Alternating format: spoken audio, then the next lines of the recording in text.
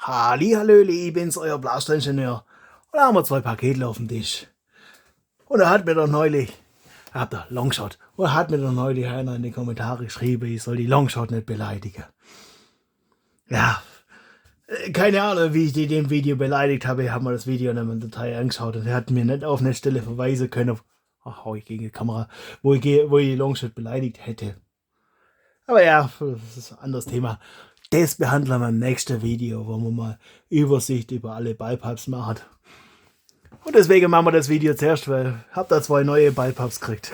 Also zum einen haben wir da eine Longshot und zum anderen eine Fury X. Also Ballpip, das Magazin hinterm Griff, so habe ich das verstanden. Oder Bullpup, keine Ahnung, wie man das so ausspricht. Auf jeden Fall warte in dem Video, weil er hat gemeint, ich soll ihm eine zeigen von Nerf, die besser ist wie die Longshot. Er hat nichts danach, welche Kriterien. Und ich hab da Nerf Blaster mit. Also der definitiv besser ist. Nach meine Kriterien. Aber jetzt gucken wir mal. Ich brenne jetzt auch drauf, einfach mal die Pakete aufzumachen. Also ich habe schon Tage oder zwei daheim rumfahren, musste ein paar andere Videos machen. Und das ist, sag's euch, ich will eigentlich da reingucken. Ich will da reingucken. Ist das, ich will die Blaster testen. Okay. Irgendwie ist das Magazin ein bisschen. Das wirkt so groß für 12 Fuß Magazin. Das nimmt halt. Wobei, ja, das nimmt nicht die ganze Box ein. Ich konnte nicht widerstehen, mir die Fury X auch zu kaufen. Ich meine, ich muss ehrlich zugeben, ich finde den Blaster nicht ganz so hübsch. So von der Grundform her. Also die Longshot finde ich schon hübsch, deswegen habe ich mir zwei gekauft, weil ich habe schon eine. Ich bin nur echt kein Fan von dem Griff. Also aber ich mag halt einfach keine vertikale Pumpgriffe, horizontal wäre das. Also ich mag keine vertikale Pumpgriffe. Prinzipiell nicht. Also ich meine, ich habe jetzt dieses Jahr die erste Prophecy gebaut, wo ich den ja gut, der ist um 45 Grad Winkel. Also der ist weder vertikal noch horizontal. Und ja, den Pumpgriff, den haben wir lassen. Also den habe ich mir so gekauft. Also die Prophecy habe ich so zusammengestellt. Aber ich mag einfach die Tipp. Aber ich zeige euch die Longshot nachher. Das Problem habe ich gelöst. Okay. Wir haben 20 mal 20 mal. Das heißt, wir haben 40 Stück, oder? 1, 2, 3, 4, 5, 6, 7, 8, 9, 10. 20 mal 20 mal. Okay. Aber bloß ein 12 Schuss Magazin. Vorsicht, geraschelt. So. Das heißt, wir haben genug Pfeile. Wollen wir wirklich die Bedienungsanleitung lesen? Ich glaube nicht. Wollen wir die Pfeile auspacken? Weiß es nicht. Ja, da seitlich. Oh.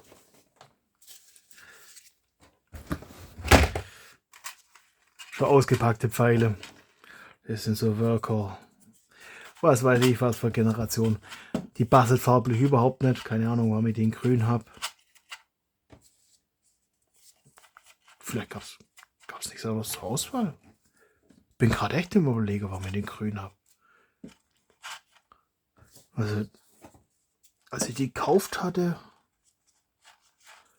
haben die zu keinem Blaster passt. Rot wird für die rote Prophecy passen, für die klare Prophecy. Gut, für alle Blaster, wo das Magazin sowieso nicht Zielschutz passen. Grün passt. Ich glaube, es gab nichts anderes. Okay. Das ist. Das Blaster ist. Also, ich meine, das Ding hat 15 Euro gekostet, deswegen konnte ich nicht widerstehen. Was auch immer das ist, da ist ein bisschen Kleber dran.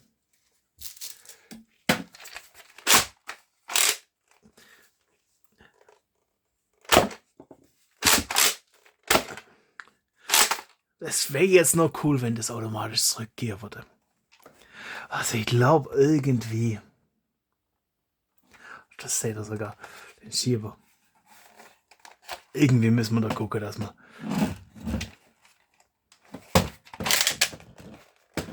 Puh, was ist das gut?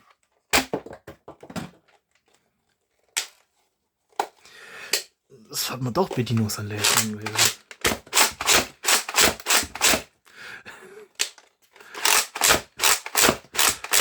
Okay, mit dem Slamfire hat es nichts zu tun. Es hat auf jeden Fall Slamfire. Also, das, dass man das drückt lassen kann. Und Safety. Das ist das Magazin raus rein.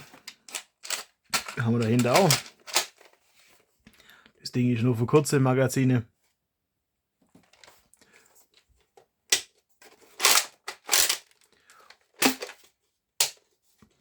Und ich habe keine Ahnung, für was das da gut ist. Wir konsultieren die Anleitung. Das sehe schon, das Video wird länger als ich dachte eigentlich.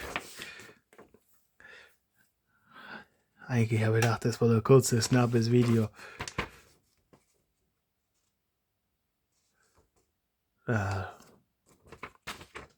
Das da.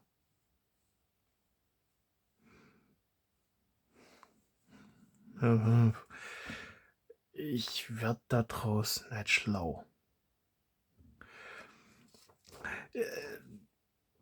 Ja. Das. Warte mal. Ach. Clear Jam. Okay. Das hat. Okay. Jetzt habe ich das einmal geladen und jetzt kann ich das nicht mehr zurück. Wenn ich das. Jetzt kann ich es wieder zurück.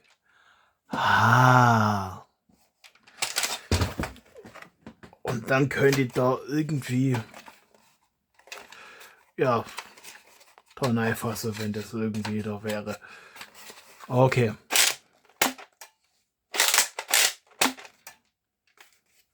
Das heißt, wenn ich das dann nach vorne. Das müssen wir mal was testen. Wir laden jetzt mal plus 2 rein. Wenn ich das dann nach vorne gedrückt habe, kann ich dann eine Schrotflinte draus machen.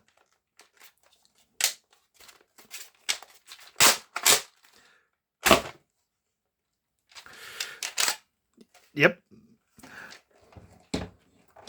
Das heißt, drückt das automatisch wieder nach hinten.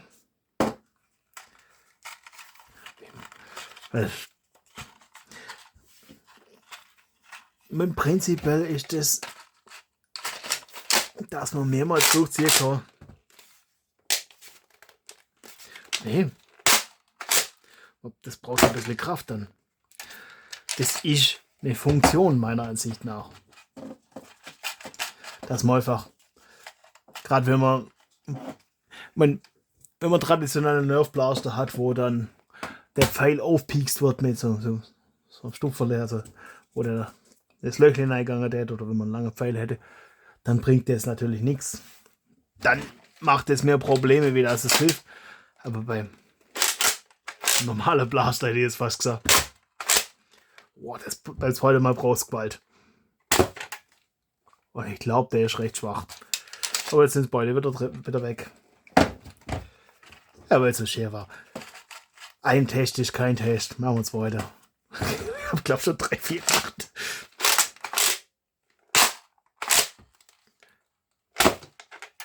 Irgendwie ist das dann recht schwach. Das wird uns Messmittel noch sagen. Natürlich konsultieren wir heute das Messmittel noch. Also das ist völlig klar. So. Aber ich sehe. Ich finde den Blaster irgendwie cool. Irgendwas müssen wir damit machen. Und für 50 € war das schon scheiß günstiger Blaster. Für Pistole ähnliche Blaster, als das Magazin hinter ist. Also irgendwie. Ja, es hat einfach ewig gedauert, bis ich mir so warmer konnte, den dann doch zu testen. Und gut, eigentlich ist das ist Blaster Reviews nicht das prinzipielle Konzept von meinem Kanal. Also das ist einfach meine Neugierde, die mich dazu treibt, mal Dinge zu testen. Eigentlich will ich Blaster selber bauen, umbauen, modifizieren. Aber ich glaube, aus dem können wir auch was machen. Vor allem, da ist Metalllauf drin.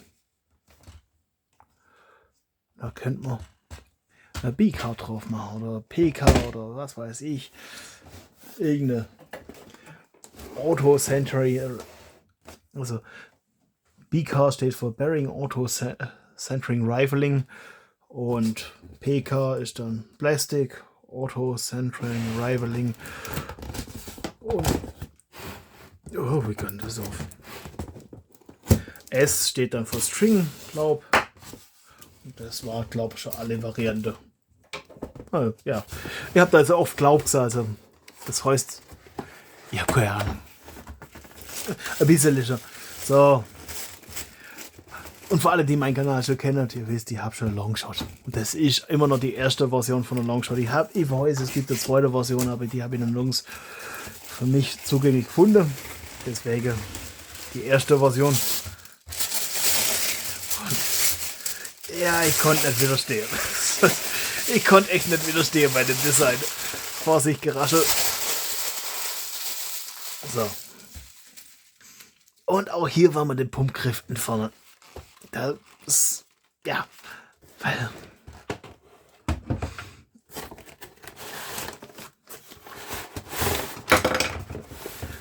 weil ich schon einen eigenen Entwurf habe und jetzt zeige ich euch noch auf. So. Box. Magazin. Kurze, lange Pfeile. Dann Zielvisier, Anleitung. Wobei, ich denke, mit dem Blaster kenne ich mich aus. Ich denke. So.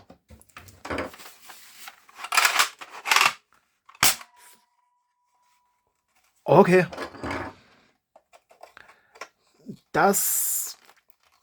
Deswegen wollte ich Messwerte machen. Das macht mein bisheriger. Also, ich meine, die Longshot von X-Shot war einer meiner ersten Blaster mit Box Magazine, also mit so einem Magazin. Ich habe mal kurz geraschelt, haben wir gleichzeitig die Cedar S gekauft. Also beides Blaster so im Bereich von 50 Euro so in etwa, je nachdem was sie damals gekostet haben. Und irgendwie war ich von der Longshot damals ein bisschen enttäuscht. Und ich glaube, wir machen noch mal Messwerte. Dann war das sehr warum. Ich habe schon allein. Ich habe bei dem.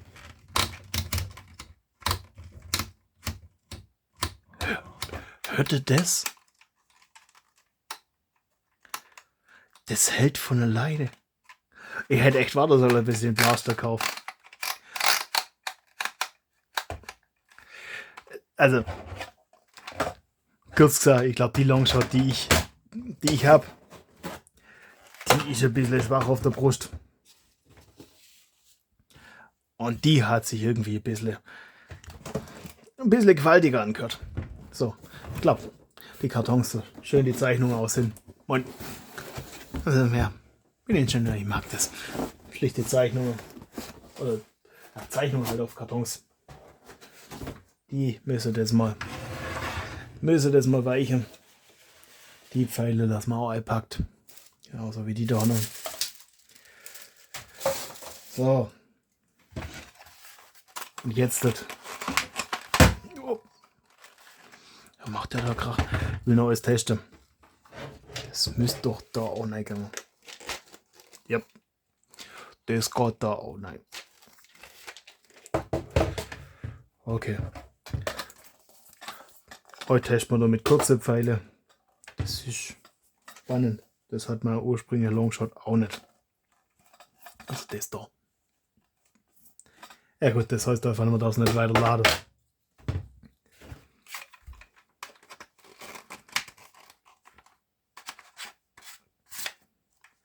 So. Ich kann nicht widerstehen bei dem Design. So. Wo war ich? Stehen geblieben. Ja, holen wir mal meine bisherige Longshot.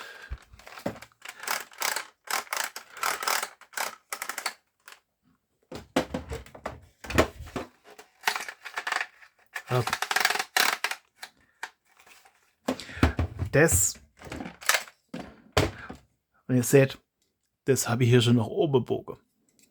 Das heißt, den Teil habe ich schon modifiziert. Das ist gerade frisch aus dem Karton.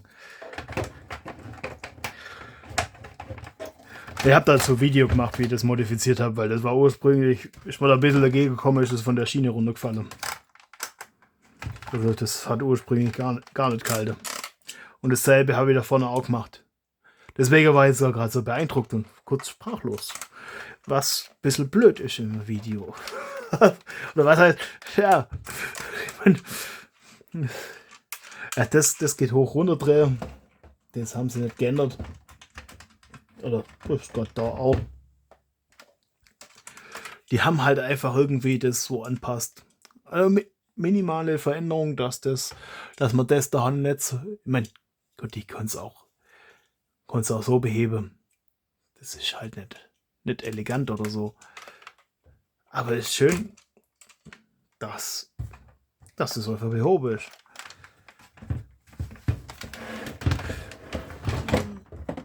Und ja, da haben wir so mal grobe. Oder seht ihr, das kann einfach. Das hat das Bändele nicht. Das sagt, wie viele Pfeile man maximal einladen darf. Und ich habe zu dem Blaster gehört auch so ein Adapter dazu. Den habe ich halt irgendwo in meinem Lager quasi. Also irgendwo im Regal in der Box liege. Oder ich weiß ziemlich genau wo, aber halt jetzt nicht gerade da. Oder heute. Und das seht ihr, was ich mit dem Griff meine. Den habe ich halt selber entworfen. Den habe ich irgendwann mal. Also das Grunddesign habe ich für meine rote Prophecy gemacht. Das habe ich halt da noch ein bisschen anpasst. Und ich finde es halt einfach hübscher. Ihr dürft da gerne anderer Meinung sein. Das bleibt euch überlassen. Das ist mein Blaster, den modifiziere ich wie ich will. Und ja, das ist einfach eine optische Modifikation.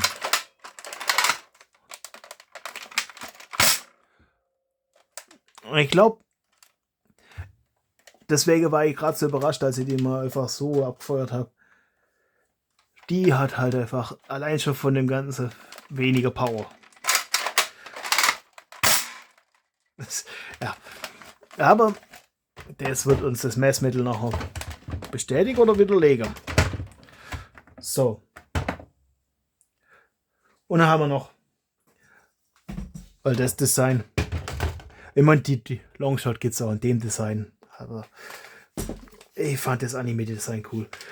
Und das Design habe ich ja schon mal, wobei, das ist ja ziemlich ähnlich. Aber die Piston Pump, das ist auch so das blau-weiße Design. Mal kurz ein Versuch.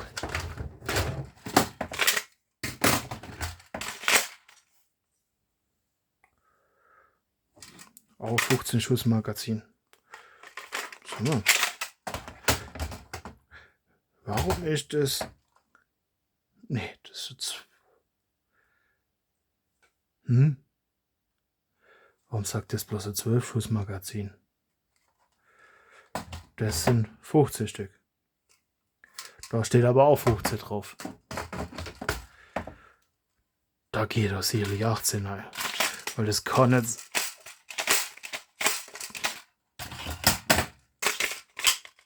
Was ist das? Ah, das. Doch, das geht auch.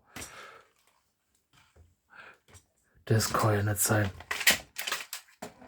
Das kann ja fast nicht sein, dass das Magazin länger ist und weniger Pfeile hält. Das tät mir wundern. Pack mal die Pistenpumpe wieder zur Seite. Heute geht es jetzt um die 3. Die testen wir mal jetzt mal. So. Dann laden wir da noch einfach mal. 1, 2, 3, 4, 5, 6. So. Das Magazin machen wir raus. Weil die lange Pfeile testen wir heute nicht. So. Und da laden wir 12 ein. Also 6 von denen, 6 von denen. Das ist jeder Blaster kriegt 6 Schuss. 2, 3, 4, 5, 6, 7, 8, 9, 10, 11, 12. Sodele. Und das haben die beide gemeinsam, weil einer den Adapter hat, dass wir da bloß da drücken. Aber ja, ich werde irgendwie nicht warm mit den Adapter. Das sieht einfach. Das sieht einfach besser aus, wenn das Magazin halt die Größe hat von der Öffnung. Deswegen mag ich die Worker-Magazine, die da einfach die volle Größe haben. Ich meine, es ist sau unpraktisch, aber die volle Größe haben, aber bloß in der Mitte halt. Könnt ihr in den Blaster auch nicht machen. So. Aber das sind jetzt bloß Präferenzen. Wecken wir das Messmittel auf. Aufwachen, gibt was zu messen. Ich messe. Und natürlich messe ich Meter pro Sekunde. Weil, mit Fuß pro Sekunde kann ich nichts anfangen. So. 18,1. 18,4. 16,8. 17,4. 17,2. Und 18,2. So, das macht der Durchschnitt von, notiere, 17,6 mit Minimum von 16,8 und einem Maximum von 18,4 Meter pro Sekunde. Versteht sich. Ich will jetzt keine Physiklehre zitieren mit. Aber wieder, Maßeinheiten sind keine Luxusobjekte. Das habt ihr wahrscheinlich auch oft genug gehört. So, zurück. Leer ist. Das Magazin hat nur 6 Pfeile. So. Der ist gerade ein bisschen schwer, das verspricht viel. 43,3. Okay, ich lag richtig. 45,2. 42,9. 41,1. 45,4. Und 44,8. Ja. Ja. Deswegen hat es mich so gewundert, als ich den einfach mal so trocken abgefeuert habe. Ich habe halt mit dem gerechnet. Deswegen, das Ding trocken, also ohne Pfeil drin abzufeuern, ist wahrscheinlich nicht dramatisch, weil es hat ja keine Leistung. Aber keine Ahnung, ob ich da irgendeine europäische Variante oder keine Ahnung, irgendeine besondere Variante gekriegt habe. Aber es war damals irgendwie von dem, also von der Rode, ein bisschen enttäuscht. Irgendwie hat man so die amerikanische YouTuber angehört und die haben so von viel Leistung geschwafelt und ich dachte, ja, schießt halt. Also, 43,7 im Durchschnitt. Mit 40, im Minimum. Und 45,4 im Maximum. Das heißt 43,7 zu 17,6. Also übers Doppelte. So ganz simpel gerechnet. Und ja, der Herr Ingenieur ist schwer beeindruckt. Es macht auch noch die Magazine wieder rein. Rein zur Dekoration. So.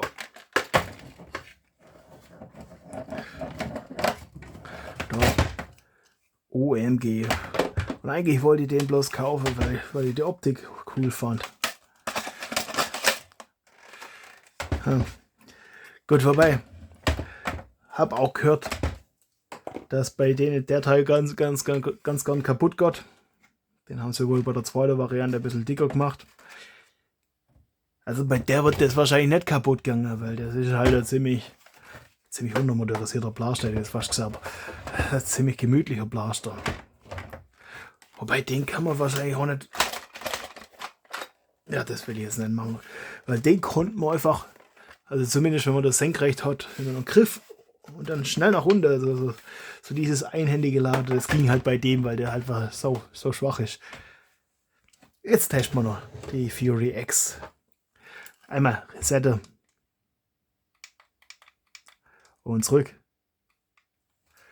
Und dann gucken, was die an Messwerte hat.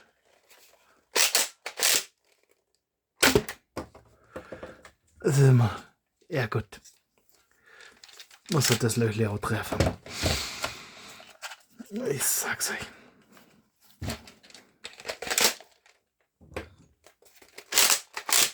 Machen wir ein bisschen Gangster-Style und sehe so.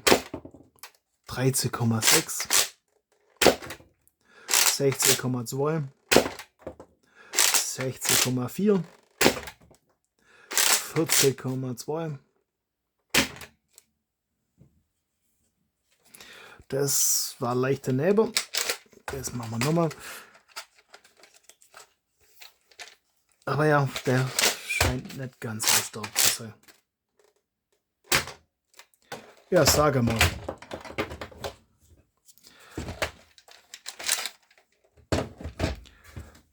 Machen wir mal mehr Pfeile rein. Dass ich nicht jedes Mal nachladen muss, wenn es mir nochmal passiert. Oh, geschickt. So. Ja, warte, wollte ich 2 Messwerte noch hinkriegen. Ach, da ist der. 14,0 und 16,4.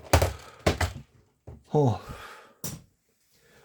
Durchschnitt von 15,1.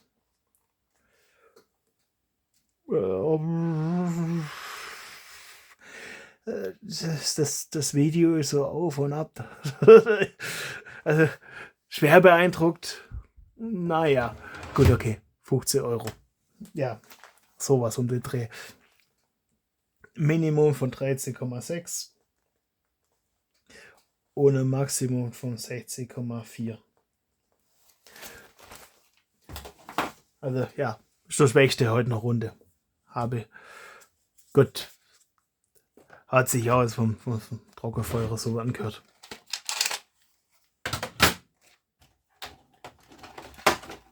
Und das Magazin, das wird auch passen. Das passt halt optisch nicht ganz so dazu. Und das Blau und das Pink harmoniert schon recht gut. Das gefällt mir bei der Pistenpump auch. Und falls ihr, ich meine, das Video zur Pistenpump, da habe ich das im Vergleich zu Zeus BK1S oder was? Oh, keine Ahnung. Auf jeden Fall zu dem gelben AEB Blaster. Zu dem habe ich da Vergleichsvideo gemacht. Das verlinke ich euch natürlich unten auch. Da seht ihr dann, was die vom Messwerte hinkriegt hat. Das will ich jetzt heute nicht machen. Das habe ich schon mal gemacht. Aber ich sag's euch, von dem Blaster bin ich schwer beeindruckt. Hat der eigentlich auch ein Metall? Hat auch einen Metalllauf.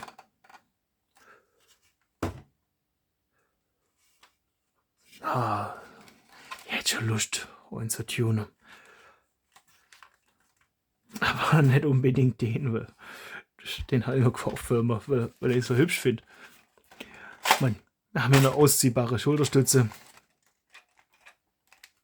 Okay, die hält.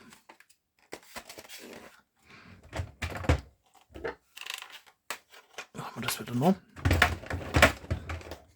Haben sie das auch verbessert oder war das bei der schon gut? Oh, das war bei der schon gut. Die verwende ich halt nur selten. Okay, wenn jetzt ein Ärger knallt, dann mache ich den Griff kaputt. Seht wie der sich biegt.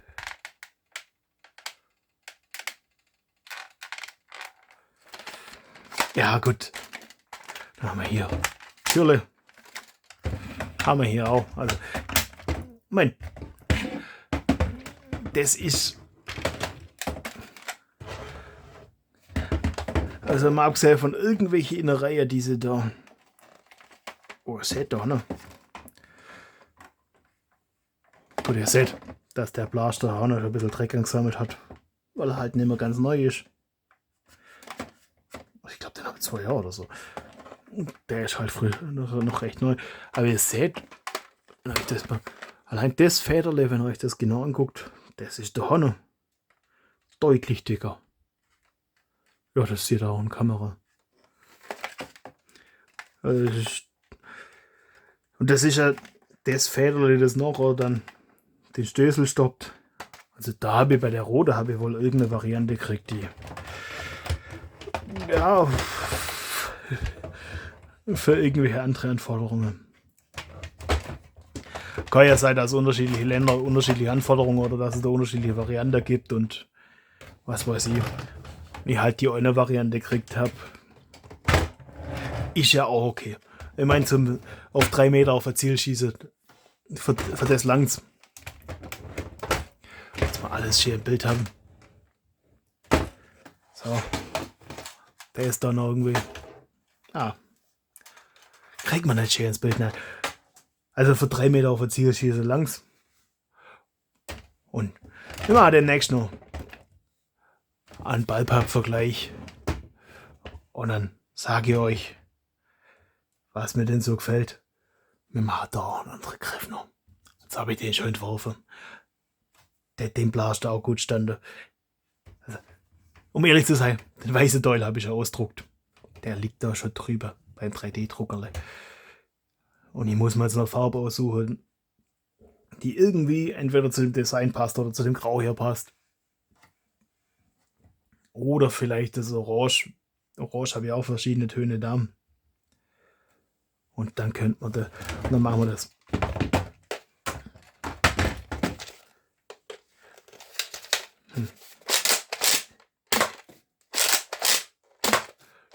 Das ist noch gemütlicher. Jetzt ist leer. Das sieht aber irgendwie cool aus. Ja. Und keine Ahnung, was man mit dem macht. Irgendwie Federle rein, dass das automatisch zurückgeht. Das fände ich nur cool. Und ich glaube einfach mehr Power. das. So.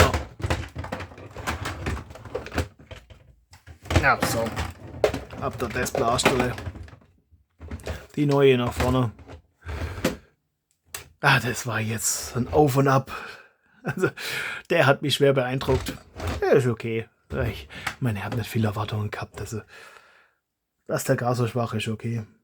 Ja. Wird schon Spaß machen. Von daher. Bin überrascht, wie gut das Ding sich anfühlt. Und ich bin auch echt auf die 2.0 von der Longshot gespannt. Also muss man gucken, wenn ich die irgendwo da in Deutschland oder in Europa kriege.